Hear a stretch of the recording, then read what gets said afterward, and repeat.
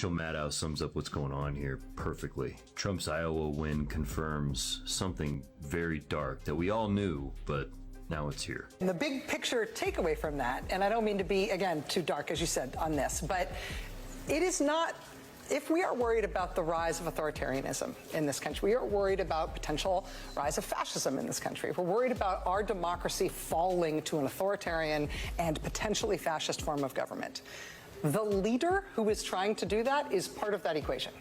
But people wanting that is a much bigger part of that equation. Right. And the American electorate is made up of two major parties.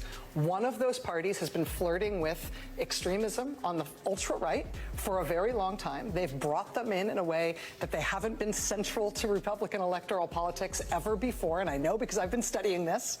But once you have radicalized one major party so that those are the preferences of the people who adhere to your party, the leader's interchangeable. And yes, Trumpism is sometimes what we call it.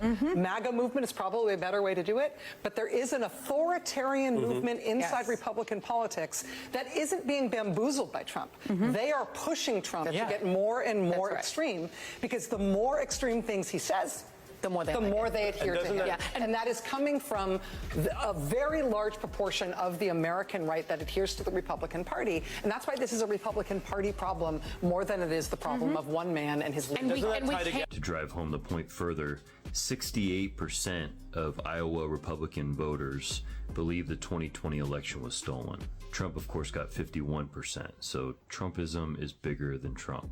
And the reason that they believe this is because it gives them an excuse to support fascism. Of course, it's not necessarily conscious, but they desperately want the country to be the way it used to be, because that was better for them. Brace yourselves, because it's more than the Republican Party.